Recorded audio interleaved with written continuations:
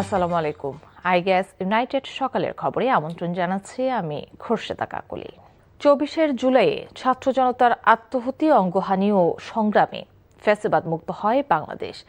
যাদের কল্যাণের নতুন স্বপ্নের দিশা পায় জাতি, তাদের সেই গৌরব গাথা ও বীরত্বের স্মৃতি সংরক্ষণে লেখা হয়েছে বইপত্র, রচিত হয়েছে গান, কবিতা, নির্মিত হয়েছে চলচ্চিত্র।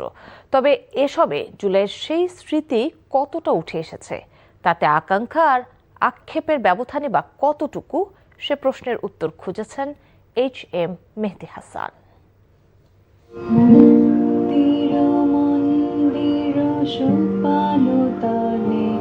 কত প্রাণ হলো বলিদান,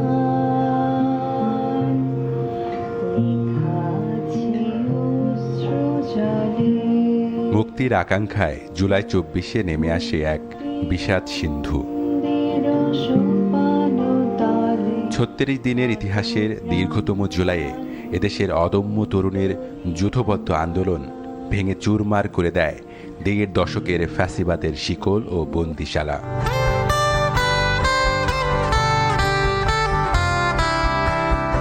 অবশেষে রক্তাক্ত পথ পেরিয়ে আকাঙ্ক্ষার নতুন দিনের সূর্য উদিত হলে জন্ম নেয় নতুন বাংলাদেশের স্বপ্ন। গেল 2 বছরে হিসেবের খাতা উল্টে পাল্টে দেখা যায় সংগ্রামের সারথীরা আলাদা হয়ে গেছে মতপথের ভিন্নতায়। প্রশ্ন আসে, তবে কি জুলাইয়ের অনুভূতি ফিকে হয়ে যাচ্ছে দিন দিন?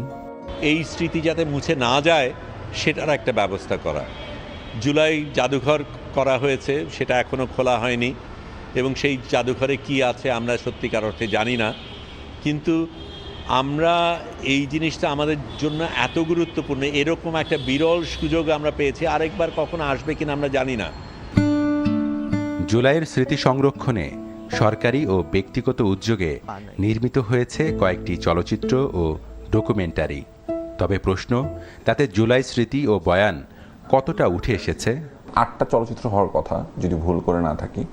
8টা চলচ্চিত্রের মধ্যে একটি চলচ্চিত্র হয়নি। এইটা নিয়ে মানুষের প্রশ্ন করা উচিত, কেন হলো না।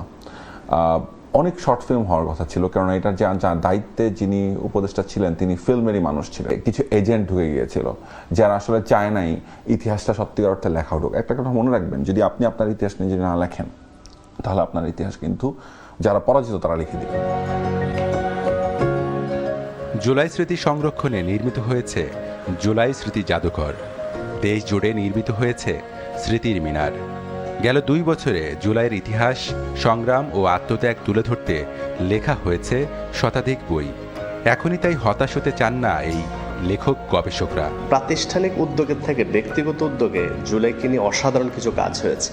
কেউ নিজেরা লিখেছে, কেউ অন্যের শহীদের পরিবারের সঙ্গে কথা বলে ইন্টারভিউ করে সেটা বই করেছে। ফলে এই কাজগুলোর মূল্যায়ন আসা দরকার। যতগুলো পরিবারে শহীদ রয়েছে, যতজন মানুষ পঙ্গু হয়েছেন, প্রত্যেকের একটা করে গল্প রয়েছে। সুতরাং অনেক গল্প জমা আছে।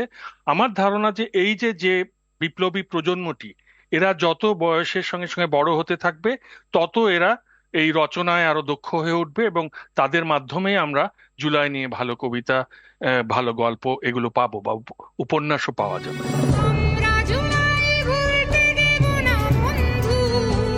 24 জুলাইয়ে দেশ মাতৃকা রক্ষা পেয়েছিল যেসব তরুণের হাত ধরে, তাদের গৌরব গাথা শিল্পের সব মাধ্যমে যথাযথভাবে তুলে ধরার আহ্বান জুলাইয়ের পক্ষের মানুষের। HM মেহেদী হাসান, NTV নিউজ, ঢাকা। খেলার খবর, নারী ফুটবল। আসন্ন এশিয়ান গেমসে কঠিন গ্রুপে পড়ল বাংলাদেশ। বি গ্রুপে প্রতিপক্ষ হিসেবে পাচ্ছে উত্তর কোরিয়া, দক্ষিণ কোরিয়া ও মিয়ানমারকে। আগামী 19 সেপ্টেম্বর জাপানের আইচি নাগোয়া শহরে শুরু হবে এশিয়ান গেমসের 20তম আসর। এর আগে 2023 সালে চীনের হাংজুতে অনুষ্ঠিত এশিয়ান গেমসে প্রথমবার খেলার সুযোগ পেয়েছিল ঋতুপর্ণারা। তখন এক ম্যাচে ড্র নিয়ে সন্তুষ্ট থাকতে হয়েছিল তাদের। এদিকে প্রতিপক্ষ দক্ষিণ কোরিয়া এশিয়ান গেমসে 10 বার অংশ নিয়ে জিতেছে 3টি ব্রোঞ্জ পদক, 3বার স্বর্ণ জিতেছে উত্তর কোরিয়া। এশিয়ান কাপের চূড়ান্ত পর্বে খেলার সুযোগ পেয়েছে ঋতুপর্ণারা। তবে নারীরা বাংলাদেশের প্রতিনিধিত্ব করলেও খেলতে পারবে না তপু হামজারা। এশিয়ান কাপের মূল পর্বে খেলতে না পারায় এশিয়ান গেমসেও সুযোগ হচ্ছে না তাদের। যুক্তরাষ্ট্রের ফরওয়ার্ড বালুহানের লাল কার্ড বিতর্কে ফিফার নৈতিক কমিটির কাছে আনুষ্ঠানিক অভিযোগের ঘোষণা দিয়েছে নরওয়ে ফুটবল ফেডারেশন। দেশটির ফুটবল ফেডারেশনের সভাপতি লিসে ক্লাভিনেসের মতে বালুহানের নিষেধাজ্ঞা স্থগিত করে খেলতে দেওয়ার সিদ্ধান্ত পুরো ফুটবল খেলাকেই ঝুঁকির মুখে ফেলেছে। এবারের বিশ্বকাপে শেষ 32-এর ম্যাচে লাল কার্ড দেখায় নিয়মানুযায়ী পরের ম্যাচে নিষিদ্ধ থাকার কথা যুক্তরাষ্ট্রের ফরওয়ার্ড বালুহানের, কিন্তু হুট করেই সিদ্ধান্ত পরিবর্তন করে ফিফা। পরবর্তীতে সে সিদ্ধান্তকে স্বাগত জানান যুক্তরাষ্ট্রের প্রেসিডেন্ট। খেলার মৌলিক নিয়মের সঙ্গে আপোষ নরওয়ে মেনে নেবে না বলে জানিয়েছে দেশটির ফুটবল ফেডারেশন। সকালের খবর এটুকুই। এই খবরের ভিডিও সহ আপডেট জানতে ভিজিট করুন এনটিভি অনলাইন www.ntvbd.com। এছাড়াও এনটিভির জনপ্রিয় সব অনুষ্ঠান ও খবরের আপডেট জানতে ভিজিট করুন আমাদের ইউটিউব ও ভেরিফাইড ফেসবুক পেজ। 12টায় মধ্যাহ্নের খবর দেখার আমন্ত্রণ রইল।